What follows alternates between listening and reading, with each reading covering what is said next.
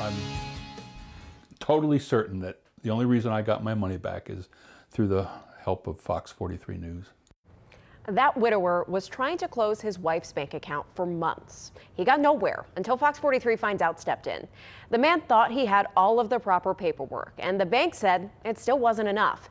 It may be a little morbid, though experts say families should be talking about what happens to your money when you die. After helping 2 people get their money back, Fox 43 Finds Out makes sure you have all of the proper paperwork when it comes to your family's bank accounts.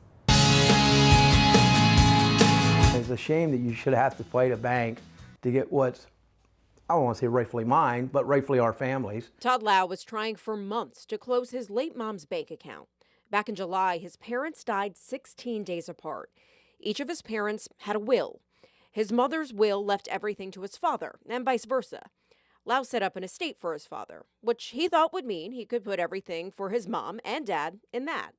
When he tried to close his mom's bank account at Bank of America, he was told he would have to set up an estate for her too. That would cost more than what was actually left in her account, which was $777. All of a sudden, as soon as you contact them, they wanted to play ball then. A few weeks after Fox 43 Finds Out contacted the bank on Lau's behalf, he was able to close his mom's account and get the money back. Yep, account's closed, yep. So everything worked out good. Jonathan Snyder was in a similar situation. His wife passed away and he tried to close her bank account at BB&T Bank. He went to a branch with her death certificate and a copy of the funeral bill. The bank still did not close the account. Not only was the account still open, it was also being charged a fee for an inactive account of $7.50 per month. Having contacted them 3 times and then it finally taking Fox 43 to get involved before they were willing to refund the money. When Fox 43 Finds Out got in touch with BB&T Bank, the inactive fees were refunded to Snyder.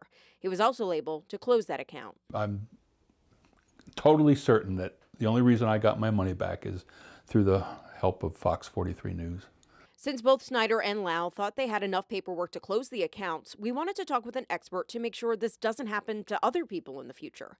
The operations manager at First Capital Credit Union in York says this happens all the time. You want to make them comfortable, understand what their needs are, and try to walk them through the process. She says you'll need a few things. First, the original death certificate. And if the person had a will, make sure you have documentation stating you're the executor of the estate. If they didn't have a will, you'll have to petition the courts to be named the administrator for that estate. You can also be added as a joint owner on the account. There's a catch with that last one, though, because you would have to prove that all of the money in that account is your loved one's if you plan on closing it.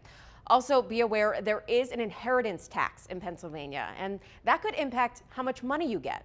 For the most part, though, experts say closing an account with just a couple of $100s in it shouldn't be that hard. One of the things, though, in Pennsylvania, depending on the assets that are in the account, if the total balances that are in the funds in the account are less than $10,000, typically we can close out that account directly to that surviving family member. We also reached out to the State Department of Banking and Securities for advice on this situation. We were told your best bet is to call the specific bank ahead of time to make sure you have all of the proper paperwork before you show up. And you can expect more information on that on our website, fox43.com. And for the most part, most banks require the same thing. You need an ID, you need the death certificate, and you need proof of your relationship. But it can vary depending on the bank and if you're going to a branch or a credit union or the headquarters. All of that can play a factor here, so just make sure you call ahead of time. It's a good idea to have, as difficult as it may be, that conversation about what if. Yeah, and all with that conversation with all of your family members at all different stages of your lives. And if you have a story you want me to look into, Fox 43 wants to find out. Let me know. Send me a message on Facebook or shoot me an email at fox43findsout@fox43.com.